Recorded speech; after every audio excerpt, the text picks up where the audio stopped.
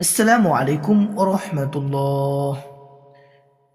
প্রিয় সম্মানিত ভাই ও বোনেরা, আজ আমরা জানব শবে বরাতের রোজা কয়টি, শবে বরাতের নামাজ কত রাকাত, আসলে কতটুকু আমল করলে সুন্নত অনুযায়ী হবে। এই বিষয়গুলো নিয়ে সমাজে অনেক ভুল ধারণা আছে। চলুন কোরআন, হাদিস ও আলেমদের ব্যাখ্যার আলোকে সহজভাবে জেনে নেই। শবে বরাত কবে? শবে বরাত হলো 14ই শাবানের রাত এবং এর পরের দিন 15ই শাবান। এই রাত সম্পর্কে হাদিসে এসেছে, আল্লাহ তাআলা এই রাতে বান্দাদের প্রতি বিশেষ রহমতের দৃষ্টি দেন। শবে বরাতের নামাজ কত রাকাত? শবে বরাতের জন্য নির্দিষ্ট কোনো নামাজ বা নির্দিষ্ট রাকাত নেই। 100 রাকাত, 12 রাকাত এই ধরনের নির্দিষ্ট নামাজ সহিহ হাদিস দ্বারা প্রমাণিত নয়। তাহলে কি করবেন?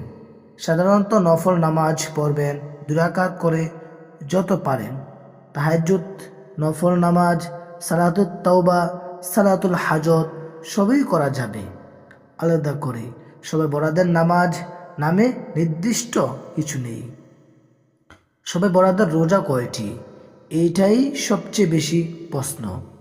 সঠিক উত্তর মাত্র একটি রোজা, অর্থাৎ 15ই শাবানের রোজা। এটাই সুন্নত ও উত্তম।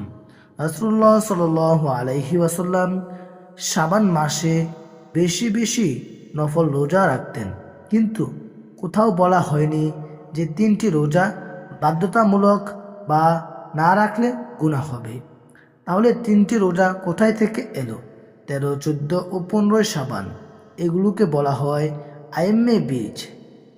কেউ চাইলে নফল হিসাবে 3টি রাখতে পারেন, না রাখলেও কোনো গুনাহ নেই, ফরজ বা ওয়াজিব নয়। শবে বরাতের উত্তম আমল কি?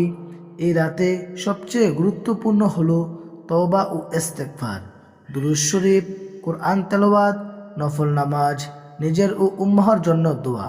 হাদিসে এসেছে, আল্লাহ এই রাতে অনেক বান্দাকে ক্ষমা করেন, কিন্তু কিছু মানুষ ক্ষমা পায় না, যেমন হিংসকার, বিদ্বেষ পোষণকারী, সম্পর্ক ছিন্নকারী।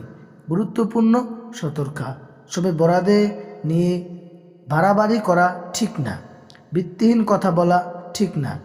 এইটা না বললে ধ্বংস, এমন কথা ইসলামের ভাষা নয়। সহজ আমল, সহি নিয়ত, আল্লাহর ওপর ভরসা, এটাই মূল। প্রিয় ভাই ও বোনেরা, শবে বরাত মানে কোনো সংখ্যার প্রতিযোগিতা নয়।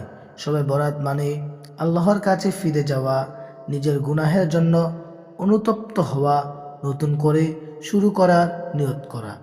আল্লাহ যেন আমাদের সবাইকে সহিভাবে আমল করার জন্য তৌফিক দিন। আমিন ইয়া রব্বাল আলামিন।